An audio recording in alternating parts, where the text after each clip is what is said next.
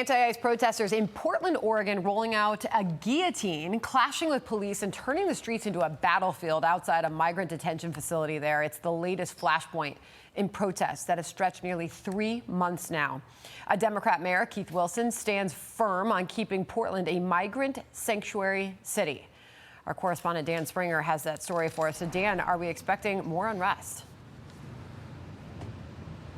Every night it happens, Sandra, and you know, this is happening just outside of an ICE facility with hundreds of Portland residents living in apartments right across the street, and Portland police will not engage out of some fear that it will be perceived as helping ICE in violation of the sanctuary law.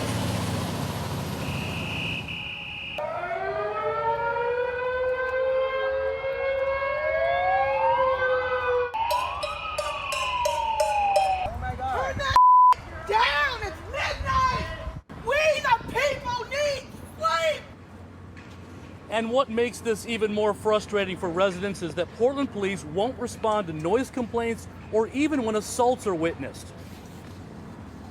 I'm calling about the protesters. They've cornered 2 women out here. They need help.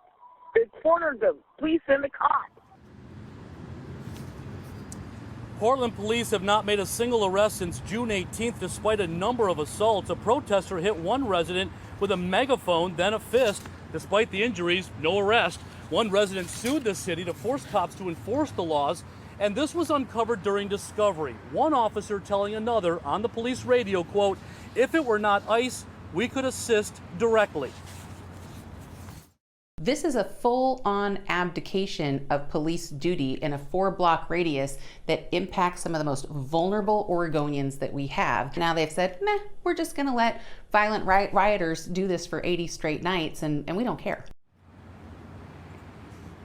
Police in Portland declined an interview but said in a statement, quote, "We take these concerns seriously. At the same time, we are committed to protecting individuals' rights to express themselves peacefully." Now, all of this is on top of 3 straight months of protests in 2020, and this rioting has really taken a toll on the city's reputation. There are so many vacancies in the city of Portland right now that it ranks next to last in good places to invest in the country, and they've lost the top 20 buildings for offices have lost 57% of their combined value in the last 5 years. $1.7 billion down the drain.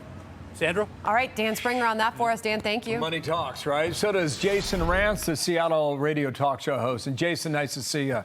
Good day to you. I want to roll a couple things here. Here's the flag burning and the guillotine. We'll have our viewers take a gander at that. I'm having a hard time understanding how big of an area this is, or how many people are out there on a nightly basis. Do you have a sense of that? Yeah, so the area itself is relatively small because they are pretty much focused on this one building, but a lot of the organizing happens a few blocks away with a nearby park. But still, I mean, as a whole, we're talking about a relatively small amount of space, but they're doing a lot of damage there, and that's the actual problem. Any given night, there could be anything from a couple dozen to about 50, even 100. I mean, the more momentum that continues to build brings in more folks who aren't just living in Portland and the general Oregon area. There are folks who are coming from California and Washington State as well to help out with this organizing and this all-out assault against ICE. So the mayor's not going to cooperate. That's pretty clear. Here's what the Portland mayor said. Here's the quote. Federal administration deploys bulldozers and mass arrests by masked agents, the opposite of our outreach worker and emergency shelter strategy. Let's work together by volunteering and donating and prove the administration's heavy-handed tactics are not needed in our city. That's a no, right? Yeah, I mean, that's more than a no. I think it's clearly rejecting any kind of interference coming from the federal government. And that's really what this problem is, because you've got 2 separate issues that the mayor is trying to use to generate folks on his side. On the one hand, you've got just the sanctuary policies. They want nothing to do with ICE agents. At the same time, despite all of this, they've got a homelessness crisis. And they're now claiming that the president is going to send National Guard troops into Portland to help with homelessness. And so he's using that as a threat to generate support for a plan that continues to fail, frankly, in Portland, and is a big reason why you've got that vacancy rate that Dan Springer talked about. Here is the deputy ICE director talking about the cities that need the help, and they're blue. As you all know, oftentimes these Democrat-run cities are the ones who need ICE the most. And the men and women of ICE, Secretary Noem and President Trump will not be deterred by Democrat members of Congress, of governors, and of local leadership who are saying they will not work with ICE. We will go into communities and we will enforce immigration law as it's written. So, Jason, can you project for us what this looks like in 3 or 6 months? Well, we had the governor of Louisiana on our program earlier on America's Newsroom. And the question came up about New Orleans. He pretty much said, he didn't say let's start this hour, but it was pretty much any day. And whether it was New Orleans or Chicago or somewhere else, how big does this go? If it starts in Chicago, you're going to see considerably less controversy than if it happens in Portland or Seattle. The reality is, if they were to bring any federal troops to do any kind of policing, no matter how many people might even want it, you're going to have the large contingency of these thugs who you're seeing on screen right now get violent. It will turn violent.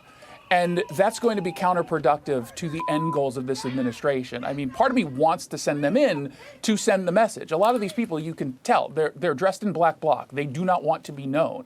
And so what the federal government should be doing is making arrests, unmasking them, and doing to them exactly what they've been doing to the criminal illegal immigrants on social media, which is taking photos during the arrests and outing the people responsible. That could make a difference. However, they are violent, and that's the problem that will be posed to federal law enforcement agencies if they end up getting more involved than what they're currently doing. It is a different beast in the Pacific Northwest. Could make for a hot fall and beyond. Jason Rantz, thank you for your time, sir. Appreciate the input. Thanks.